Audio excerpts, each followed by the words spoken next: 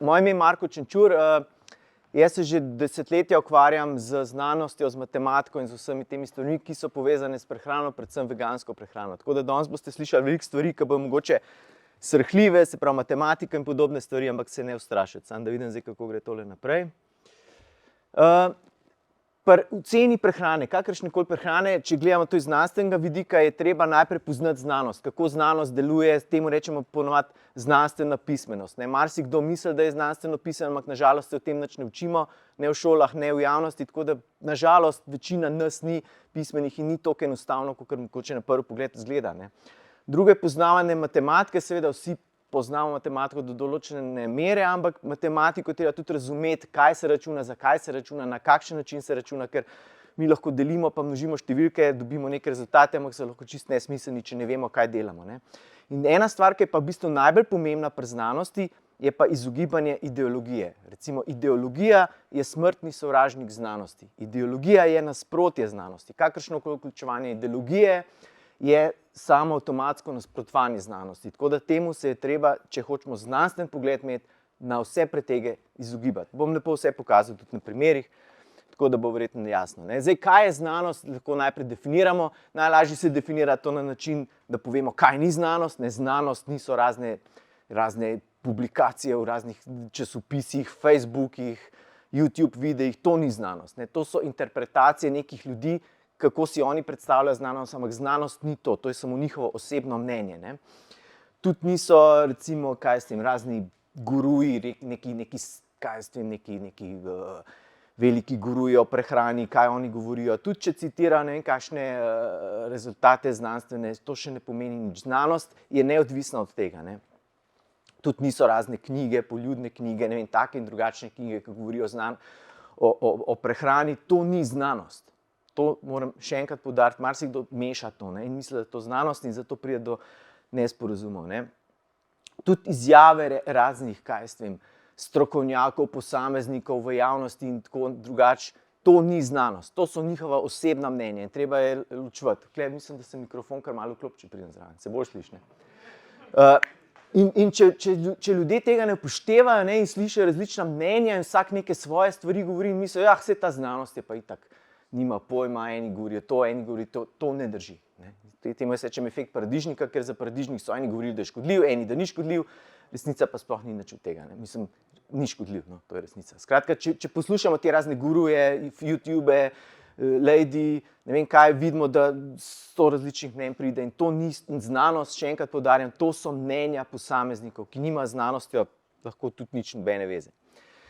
V znanosti velja točno določeno peer review mehanizem, kjer strokovnjaki so strokovnjaki vsako publikacijo preverijo in šele ko so strokovnjaki se strinjajo, da je publikacija ustreza strokovnim standardom, se ta objava dovoli in to so posebni časopisi, še enkrat ponavljam, to ni Lady pa Jana.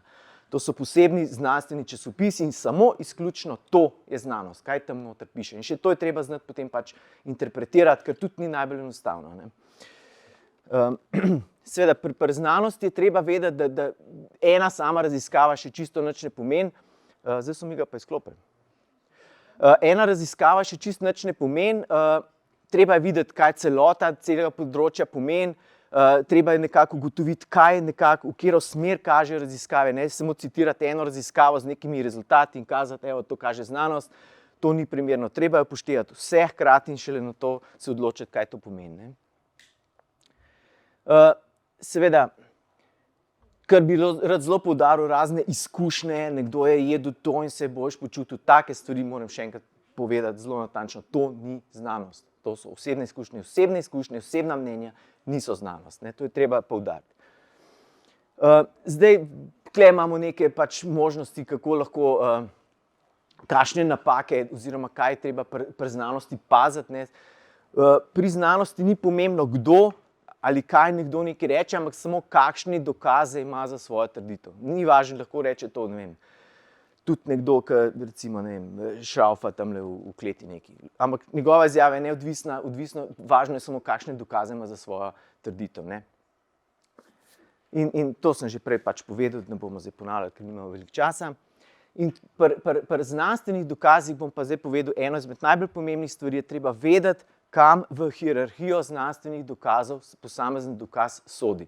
vidimo, da imamo različno rangirane dokaze, ne, to so znanstveni dokazi in čist na vrhu je sistematski pregled. To pomeni, da je znanstveno narejen sistematski pregled vseh raziskav iz določenega področja in potem se iz tega nekako izlušči bistvo, kaj velja. In to ima največjo težo, ker se tudi največji volumen raziskav upošteva in vidimo pa različne raziskave so manj pomembne in na dnu, čist na dnu spodaj imamo strokovno mnenje. Ne.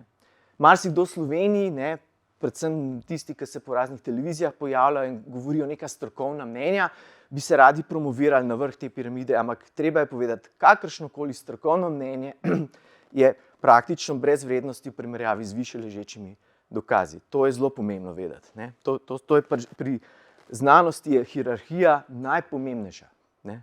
Tudi to, ne, tukaj ni demokracije, to ne pomeni, da če dobimo 1000 ekspertov in vsi glasujejo, da nekaj trdijo, to ne more prevagati višje ležečega dokaza. Ne. Tako da tukaj ni neke vrste demokracija, vsi zdravniki se strinjajo, da so, ne vem, to in to. Ne, to ne drži. Mislim, lahko se strinjajo, ampak to ne pomeni v znanosti popolnoma nič.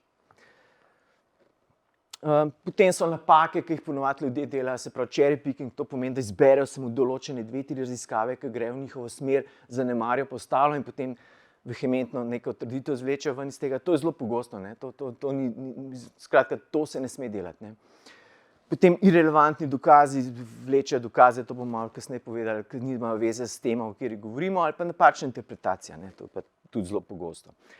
Tukaj so najbolj pogoste napake, ki jih dela v argumentaciji, se pravi, da se nekdo na naravno sklicuje, da se nekdo na tradicijo sklicuje, da se nekdo na... V glavnem pač argumenti, ki ne zdržijo, argumenti, ki se jih v logični in znanstveni argumentaciji ne sme uporabljati, ker nimajo veljave. Ne? Imajo še celo svoje imena, ker so toliko pogosta, so jih že imenovali. Ne?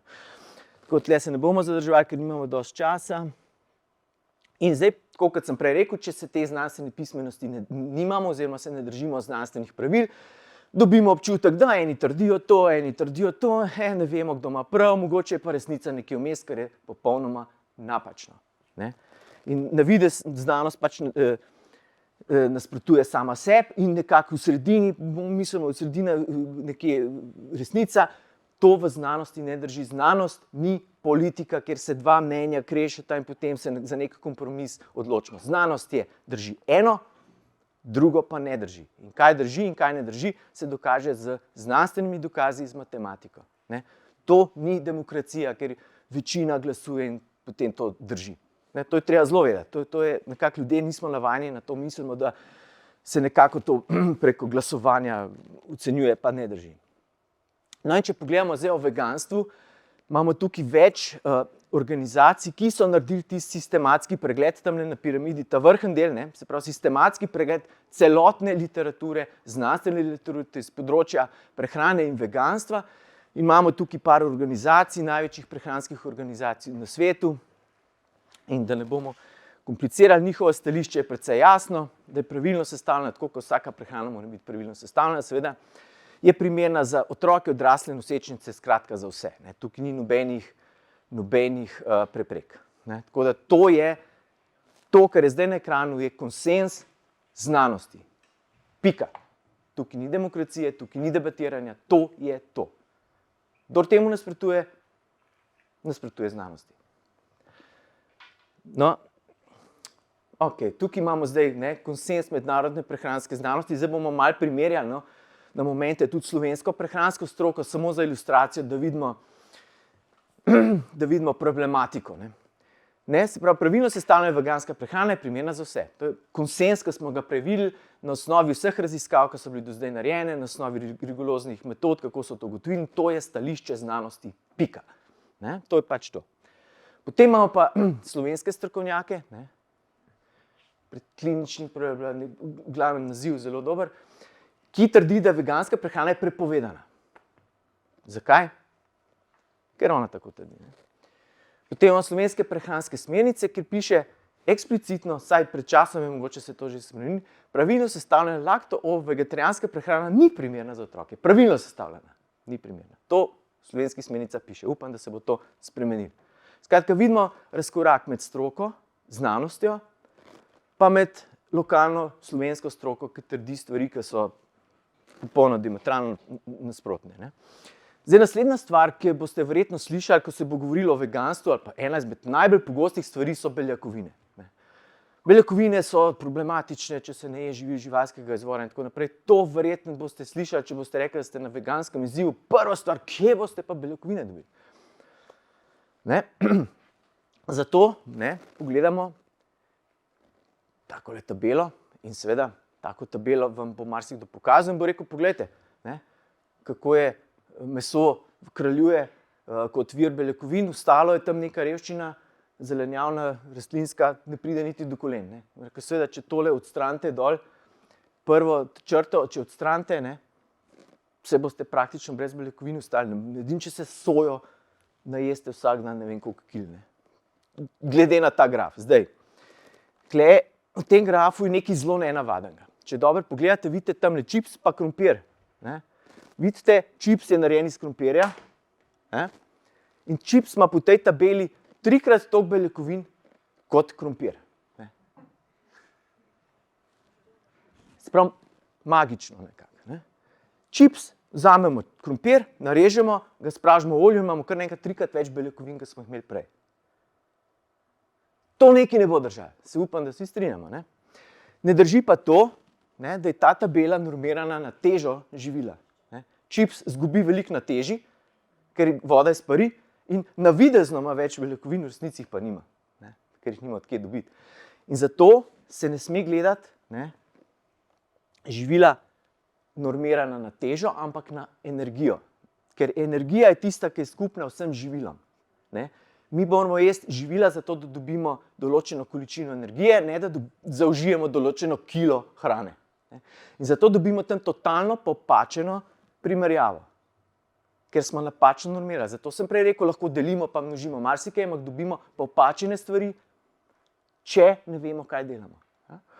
In če normiramo na energijo, tako kot je treba, vidimo, da meso je sicer dober vir beljakovin, ampak ni nič posebenega, če ga primerjamo recimo s stročnicami, na enoto kalorije, ima pa zelenjava še celo več. Sicer bi bilo treba te zelenjave zelo veliko pojesti, tako da ne moramo samo tega jesti, ampak nekako, če jemo tole, če dodamo še črto, nekako 10% kalorijskega vnosa moramo zaužiti v obliki beljakovin. In če zaužijemo večinoma živila, ki presegajo to črto, je čisto vse in skje pride, ali iz ovsa, ali iz soje, ali iz mandeljnov, ali pa iz špinače. Če bomo zaužili dovolj kalorij na dan, kilokalorij na dan, bomo zaužili tudi dovolj beljakovin. Skratka, tukaj ni treba nič kombinirati, ugotavljati, ne vem kaj študirati, ker praktično vsa, to so polnovredna živila. Čips vidimo, da ni glih najboljši vir. Polnovredna živila vsebujejo po pravilu praktično več kot dovolj beljakovin. Se pravi, karkoli se zaužije, bo dovolj beljakovin, seveda, če se zaužije dovolj kalorij. Tako da, to je zdaj to. Druga manipulacija v zvezi z beljakovinami, ki se še tudi dostikrat dogaja, je to, da se primerja neprimerljiva živila v stilu meso, se govori izjemoma stalno o pustem mesu, se pravi meso, ki nima maščob, ki ima odstranjen nezaželen del živila, ostane samo beljakovinski del in se to primerja z polnovrednimi živili, ki so v prvi tabeli. Se pa polnovredna soja, polnovredna bučna semena in tako naprej. Vidimo, če damo pa polnomastno govedino, se pravi, če govedina oziroma meso vsebuje vse maščobe, vidimo, da te maščobe kalorijsko izrinejo beljakovine in dejansko procent beljakovin v mesu, ki je polnomasten, ni velik. Seveda lahko pa isto, da odstranimo nezaželen del živila, se pravi, da ohranimo beljakovinski del, lahko naredimo tudi z živili rastlinskega izvora. Recimo iz pšenice lahko odstranimo ogljikove hidrate s piranjem in dobimo gluten, sajtan, potem bučnice lahko stiskamo olje, tisto, kar ostane, tista pogača, če se to zmelje, dobimo krasen vir beljakovin, pa zelo dober vir, soja isto, kosmiči sojini stisnejo olje, kosmiči ostanejo sojini polni beljakovin. In vidimo, če to primerjamo s pusto govedino, spet ni pusta govedina nek blazen večji vir kot to. Ampak treba je pa razumeti, da večinoma, vsaj tisti, ki ne bom rekel manipulirajo, ampak tisti, ki tega ne razumejo, primerjajo pusto govedino s polnovrednimi živili. To se pravi primerjanje ne polnovrednega živila z polnovrednimi, kar ne gre. Če želimo samo en aspekt tega živila gledati. Upam, da to jasno nimamo časa, tako da gremo kar naprej. Esencialne aminokisline. Vse beljakovine so sestavljene iz aminokislin. približno 20 jih je, 9 od teh jih je takih, ki jih telo ne more tvoriti in zato jim rečemo esencialne aminokisline in te moramo nujno zaužiti s hrano. Če jih ne zaužijemo, telo ne bo moglo tvoriti pač lastnih beljakovin. Vsaka beljakovina, ki pride v telo, telo razstavi na osnovne gradnike. Beljakovine so v bistvu neki nizi, zelo dolgi nizi, lahko tudi esencialnih aminokislin, kot Lego kocke so sestavljene in različno, kako so sestavljene, dobimo različne beljakovine z različnimi funkcijami v telesu. In ko te pridejo v prebavni trakt, prvo, kar telo naredi, razstavi na teh 20 gradnikov in potem sestavlja druge stvari, druge beljakovine v telesu, tiste, ki jih telo rabi. In zdaj pomembno je, da vse beljakovine, da vsebujemo v hrani, da vsebuje vse esencialne aminokisline. Velikokrat slišimo, ja, visoko kvalitetne živalske beljakovine napram nizko kvalitetnim rastlinskim beljakovinam in s tem, saj te, ki to promovirajo, mislijo, da so rastlinske beljakovine pomanjkljive. Se pravi, da ne vsebujejo vseh esencialnih aminokislin napram živalskim. Ne? Ja. Ne, v redu, Vse me slišite, ne? Lahko še bolj na glas govorim. Ne, saj sem čisto komot. V glavnem, tukaj imate tabelo, ki kaže, ne? Na levi strani so naštete te esencialne aminokisline. Saj zdaj ni važno, kako se imenuje, pač to so vse, ki so. Gor imamo določena živila rastlinska, tukaj v tej koloni, teh procentih, pa dobimo vrednost, koliko posamezne esencialne aminokisline bi zaužili, če bi izključno vse kalorije tisti dan zaužili iz enega samega živila. Se pravi, prva kolona bučnice, če bi cel dan jedli samo bučnice, bi zaužili tistih 2300–2500 kilokalorij samo iz bučnic, pa čisto nič drugega, bi dobili 8-krat toliko triptofana in tako naprej. Se vidite, ne? Se pravi, te procenti krepko presegajo 100%. Ne? Se pravi, če bi jedli samo bučnice, vidimo, da bi ne samo, da bi dobili vse esencialne aminokisline, dobili bi jih v absurdno visokih količinah. In enako velja za ovs, se pravi predstavnik žita, ne govorijo, žita nimajo noter, ne vem česa, pogledamo, imajo. Stročnice, fižol, soja, potem špinača kot zelenjava, vidimo, da ima vse esencialne aminokisline. Tukaj imam še materino mleko odzraven, tudi normirano na kalorijski vnos, pa vidimo, da je precej bolj reven vir, kakor so te ostali viri. Skratka, govoriti o tem, da rastlinska živila ne vsebujejo posameznih esencialnih aminokislin, je laž. Če bi nekje manjkala kakšna esencialna aminokislina, bi tukaj bilo 0%, pa vidimo, da v celi tabeli ne da ni nič, ampak so 100%. Se pravi, prekoračimo to vrednost že ne vem kakšno rezervo. To si je treba zapomniti. Kjerkoli. Slovenska stroka. Doktor, klinični dietetik, profesor prehrane, trdi, v živilih rastlinskega izvora ne boste našli beljakovine, ki vsebujejo vse esencialne aminokisline. Profesor prehrane.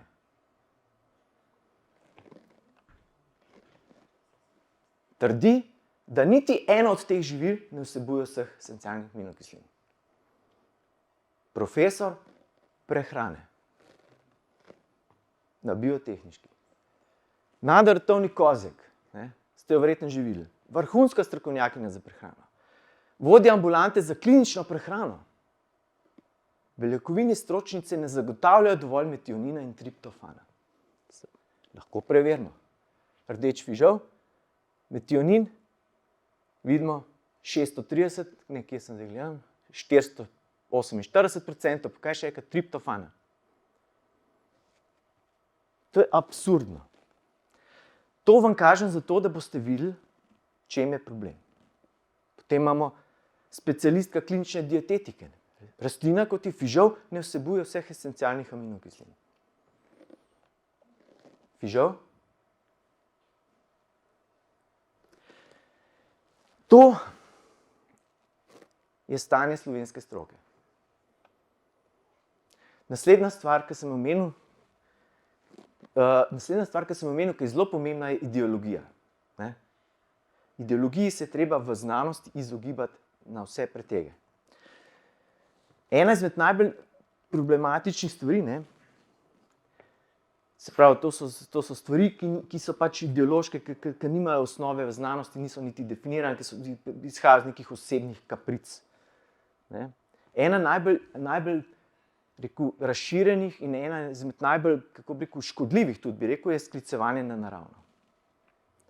To se pravi, neka kaprica je, kaj se nekomu zdi naravno, ne? Meni je naravno to v redu, in pol, kar ustreza tej kaprici in je naravno, je dobro, kar ne ustreza tej kaprici, je nenaravno, ni dobro. Zakaj je to kaprica? Ker čisto vsak si lahko izmisli svoje parametre, kaj je naravno in kaj ne.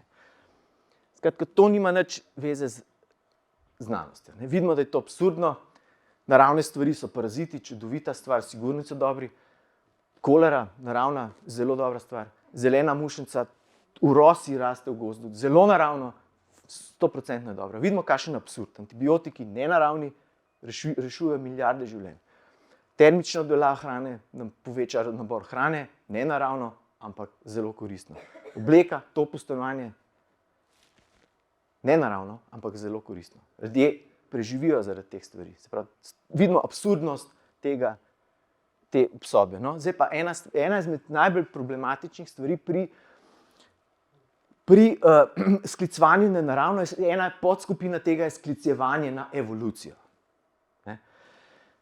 To nekako, ta sklicevanje na evolucijo trdi, da je nekako evolucija nas je prilagodila na nek način življenja. Ne?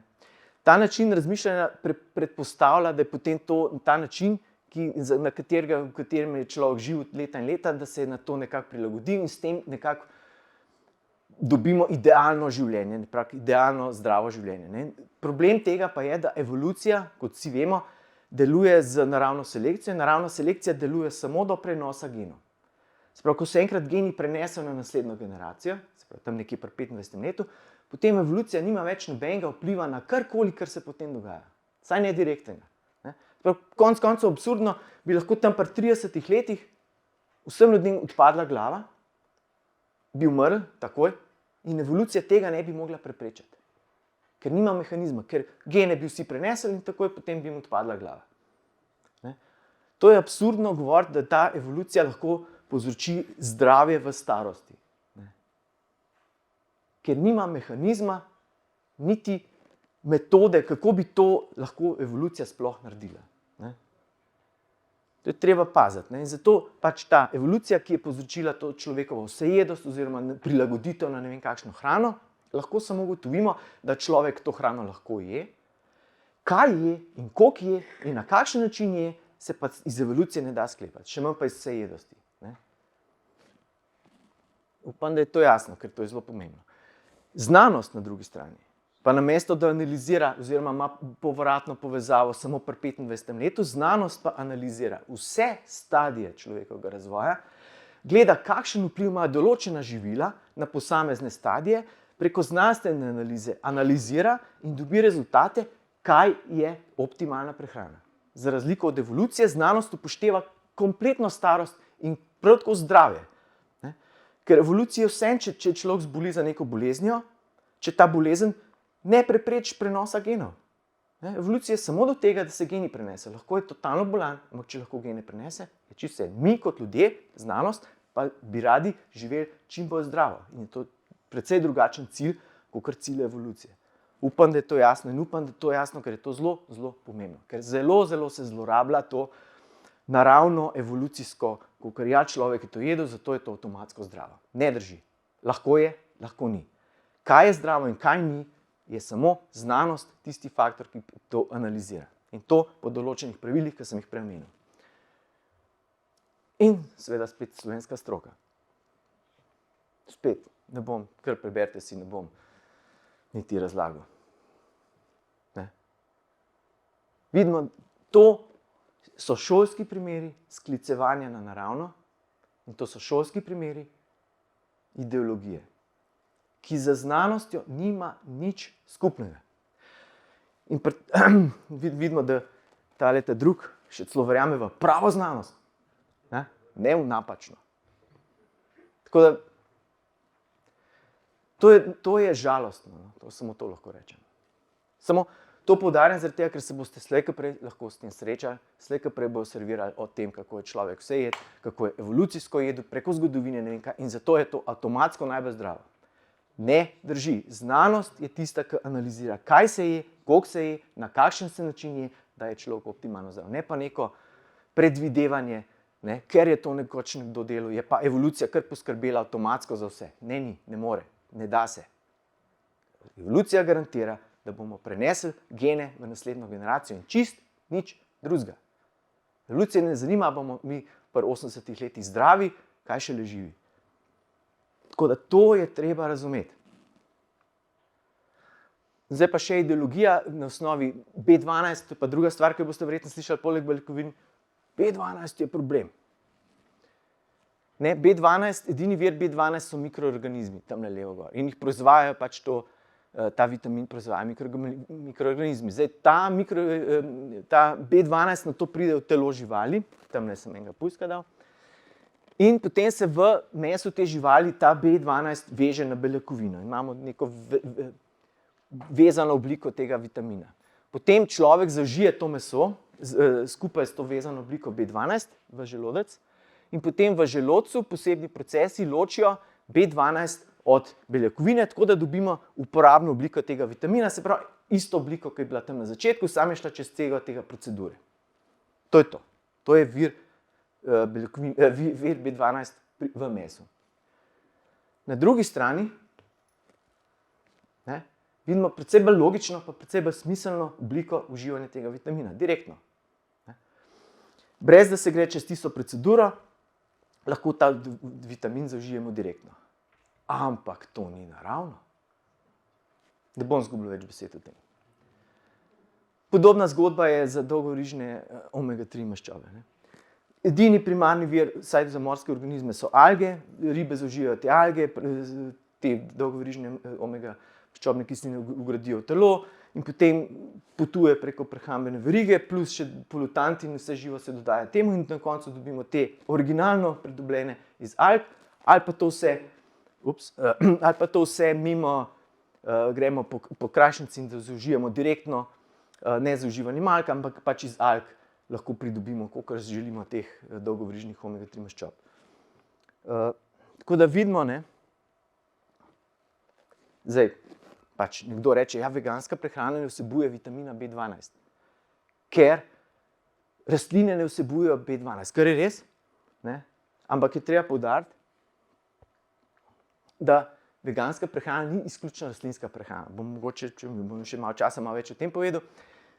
Poleg tega, ker se v mesu nahaja vitamin B12 v vezani obliki in je treba poseben dodaten metabolni proces, da se to loči, ki pri marsikomu ne deluje dobro, ne, je absorpcija direktnega uživanja B12 bistveno boljša. Se pravi, ne samo, da veganska prehrana vsebuje B12, vsebuje ga v obliki, ki je bistveno bolj primerna za človeka. In je bistveno manjša možnost pomanjkanja tega vitamina, če nekdo je ga v obliki direktni, se pravi, recimo dodanega prehrani ali pa kakorkoli, kot če ga uživa v živalskih virih. Seveda, mora ga uživati v dodani obliki, če ne, seveda ga nima. Ampak hočem reči, sama oblika vitamina je superiorna. In potem govoriti okrog, da so živila živalskega izvora edini vir, je rahlo neumen. Ne samo, da ni edini vir, slabši vir je, manj zanesljiv. Pa nimamo časa za naprej. Skratka, zdaj bomo pogledali par ideoloških izjav, da bomo videli, kam se to pelje. Človek je vsed, zato mora uživati mešano hrano. Smo videli, zakaj to ne drži. Iz evolucije ni možno sklepati na optimalno zdravje preko celotnega obdobja. Človek je vsed sicer drži, ker pač človek lahko vse je, ampak ne pomeni pa, da je to optimalno. Veganstvo je nenaravno in zato ni zdravo. Lahko da je veganstvo nenaravno. Popolnoma vseeno. Ampak smo že ugotovili, da naravno, nenaravno ni kriterij za zdravo, ne zdravo. Torej, ne drži. Rastline ne vsebujejo B12, zato veganstvo ni zdravo. Rastline res ne vsebujejo B12, ampak veganstvo ni izključno rastlinsko prehranjevanje, ki vključuje tudi druge vire, ki so neživalskega porekla. Se pravi, med drugim tudi vitamin B12. V več kot zadostnih količinah. Človek je evolucijsko prilagojen na meso, zato ga mora uživati za optimalno zdravje. Smo ugotovili, Evolucija ni sposobna, nima mehanizma, kako v starosti lahko vpliva na zdravje človeka. Ne more po zakonitosti evolucije tega ni sposobna narediti. Zato je taka izjava seveda nepravilna. No in za zaključek pač vidimo, znanost je jasna. Konsenz znanosti, se pravi vrhunsko, tiste na vrhu piramide, je trditev.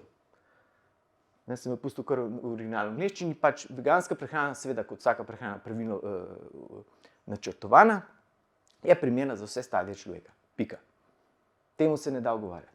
Mislim, lahko nekdo ugovarja, ampak nima prav. Matematiko smo ugotovili, ne? Če nekdo lomast s številkami, sicer bo dobil neke vrednosti, če ne razume, kaj dela, bo dobil popolnoma napačne primerjave. Ne? Čips ni boljši vir beljakovin. Pika.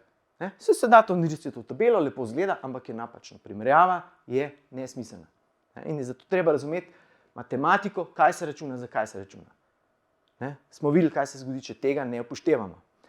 Ideologija so pač znanstveno nepodprte stvari, neke naravnosti, neke apeli k naravnosti, k tradiciji in tako naprej. To so neznanstvene stvari. In znanostjo nima nič skupnega. In če nekdo temu nasprotuje, s pomočjo tega skuša nasprotovati dejanski znanosti, ki je v prvi točki, nima prav. Potem pa sam še za na konec. Kontrast temu slovenska znanost, oziroma slovenska stroka, ne. Praktično vsi ignorirajo mednarodni konsens, ki pač prej bil omenjen, ne, in ga nekako skušajo pomesti pod predprogo. Ne, to so eni tam napisali, pa nima čist prav. Ne. Naše mnenje je drugačno. Ne. Skratka, hočejo spodnji delom piramide z mnenjem vplivati na višji del, kar pa v znanosti ne gre. Seveda gre pa to pri medijih, Facebooku, taki stvari. Tam pa lahko vpliva, ampak dejansko z znanostjo to nima nič skupnega. Njihovo mnenje je irelevantno. Matematika, slovenska stroka ignorira ali pa ne pozna teh matematičnih metod in redno citirajo primerjave normirane na težo. 100 gramov mesa ima toliko tega, 100 gramov rastlinske hrane ima toliko tega. Primerjava tukaj ni smiselna, ni pravilna. Ideologija, slovenska prehranska stroka izdatno promovira ideološke pojme, kot je recimo naravno, evolucija in pa take stvari. To so stvari, ki z znanostjo nimajo nobene zveze in so kot take nestrokovne. To je to. Zdaj pa jaz kar bi povabil naslednjega predavatelja gor.